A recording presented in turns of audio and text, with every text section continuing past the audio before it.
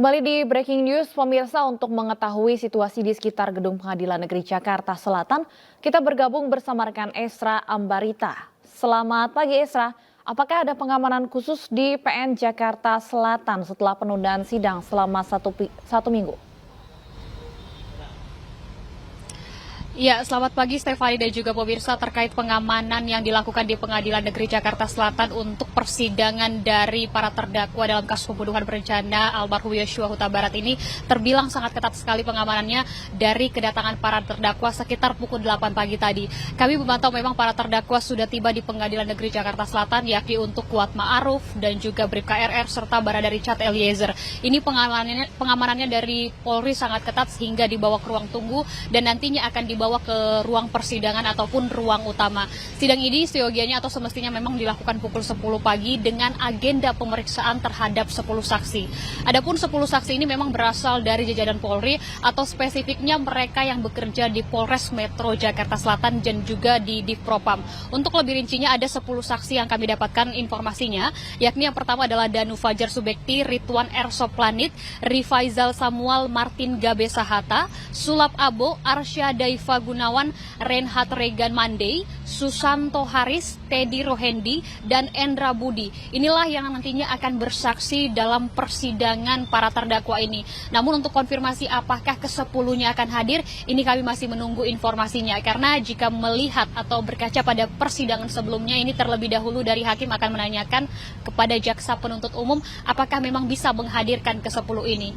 Menariknya pemirsa, dari nama-nama yang saya sebutkan tadi, ada beberapa memang yang sudah pernah melakukan atau menerangkan bagaimana ia terlibat langsung dalam kasus pembunuhan almarhum Yosua Huta Barat. Seperti Ridwan Soplanit selaku mantan Kasat Reskrim dari Polres Metro Jakarta Selatan. Sebelumnya ia pernah bersaksi dalam sidang terdakwa Agus Nurpatria dan juga Hendra Kurniawan. Kurang lebih isi kesaksiannya adalah ia memerinci bahwa ia ikut terlibat langsung dalam penyidikan di TKP Duren 3 dan mengikuti perintah dari Verdi Sambo untuk mengumpulkan barang bukti, dalam hal ini adalah DVR CCTV. Selain Ridwan Soplanit, ada juga Samuel yang pernah juga melakukan intimidasi kepada Barada Richard Eliezer dan ia menanyakan siapa sebenarnya yang membunuh dari Joshua, dan langsung ditengahi oleh Verdi Sambo. Ia mengatakan tak perlu mengintimidasi karena dari Barada Richard Eliezer lah sudah menyelamatkan keluarga dari Verdi Sambo atas dugaan pelecehan seksual. Inilah sangat menarik karena dalam hal ini Barada Richard Eliezer ataupun kuasa hukumnya sempat menyatakan ini akan memperlihatkan bagaimana relasi kuasa dari sang jenderal yang memang tidak bisa dilawan dari Barada Richard Eliezer hingga mengonggakkan senjatanya sebanyak 3-4 kali ke kepala dari almarhum Yosua Huta Barat. Untuk ketiganya memang langsung akan melihat bagaimana nanti pemeriksaan ini karena memang ketiganya dakwaannya berbeda-beda namun tetap disangkakan dengan pasal yang sama, yakni pasal 338, 340 KUHP terkait pembunuhan berencana dengan ancaman maksimal 20 tahun penjara. Stefani. Mengingat status Baradae sebagai justice kolaborator, apakah ada pengamanan khusus untuk Baradae?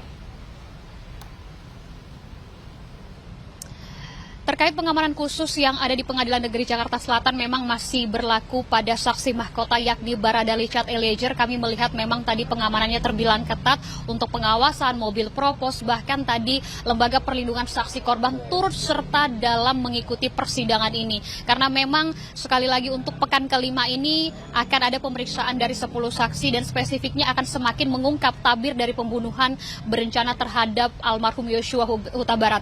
Karena sebelumnya dari pengacara ataupun kuasa hukum dari Richard Eliezer mengatakan bahwa pemeriksaan terhadap saksi ini akan menentukan bagaimana sebenarnya atau kronologi dari pembunuhan almarhum Yosua Huta Barat hingga memberikan keuntungan bagi dari Richard Eliezer karena akan memperlihatkan seperti apa relasi kuasa bahwa memang Verdi Sambo dalam beberapa kesaksian sebelumnya memang tidak pernah ditolak ketika meminta perintah kepada anak buahnya. Sebelumnya juga dari Arianto ataupun pegawai harian lepas mengatakan bahwa Verdi Sambo ini dalam tugasnya tidak pernah anak buahnya menolak. Inilah yang menjadi poin penting untuk digali dalam persidangan dalam saksi saksi mahkota ini, yakni Barada Richard Eliezer, yang akan disampaikan dari pemeriksaan saksi ini. Dan ke-10 saksi ini dari pengamatan kami, baik di sebelah kanan saya maupun sisi luar dari Pengadilan Negeri Jakarta Selatan, ini belum tampak kedatangannya atau belum memasuki ruang sidang, dan kami akan terus mengupdate apakah nanti ke-10 ini akan hadir untuk memberikan keterangannya. Karena ada beberapa yang perlu juga digali mengenai dari kepolisian di Propam Polri. Sebelumnya sopir ambulans sempat mengatakan bahwa ia didampingi langsung oleh di Propam Polri dalam mengantarkan jenazah dari almarhum Yosua Huta Barat. Namun tidak ada perbincangan ketika dari Duren 3 menuju rumah sakit. Inilah yang rinciannya yang kami dapat, informasi yang akan digali juga, yang kemudian ini juga berpengaruh pada dakwaan Barada Richard Eliezer. Selain hal tersebut, dari Polres Metro Jakarta Selatan ini juga menarik untuk digali karena memang mereka langsung terlibat dalam TKP Duren 3. Dalam penuturannya sebelumnya memang jajaran Polri dari Polres Metro Jakarta Selatan menerima DVR CCTV dari para mereka terdakwa obstruction of justice, namun tidak tanpa tanda ataupun surat perintah. Inilah tempat yang disesalkan hakim. Mengapa para kepolisian menerima DVR CCTV dalam keadaan menyala namun tidak ada surat perintahnya?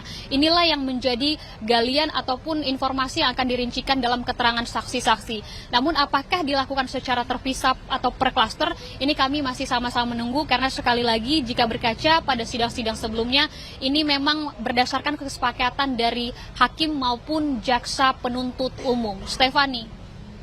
Terkait pengamanan, apakah dari LPSK hari ini kembali hadir memberikan pengamanan tambahan kepada terdakwa Richard Eliezer? Ya, Stefani, jika kami tadi melihat begitu dari pagi tadi, kami memang melihat pengamanan masih tetap dilakukan dari pihak LPSK, mendampingi dari saksi mahkota ini, yakni Barada Richard Eliezer.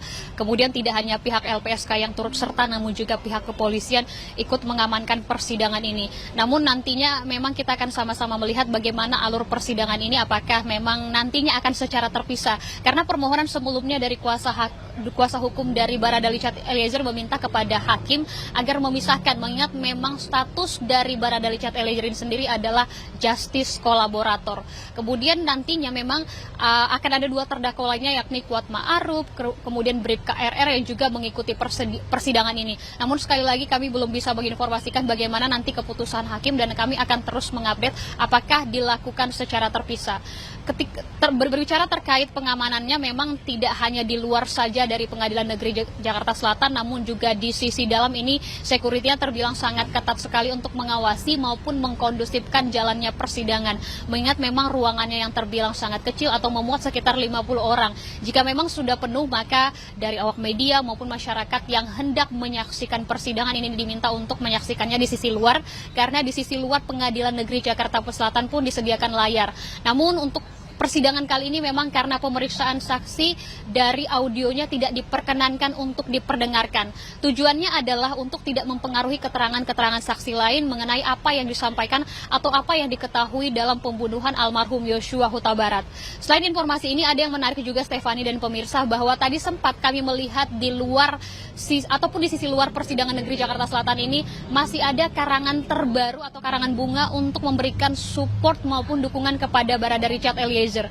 Jika tadi saya membaca, ini memang kurang lebih isinya adalah memberikan dukungan yang isinya bahwa meminta Barada Richard Eliezer menyampaikan keterangan setransparan mungkin, sejujur-jujurnya, agar dapat menguak siapa sebenarnya atau bagaimana sebenarnya pembunuhan almarhum Yosua Huta Barat ini. Stefani. Baik, terima kasih Esra Ambarita melaporkan langsung dari Pengadilan Negeri Jakarta Selatan.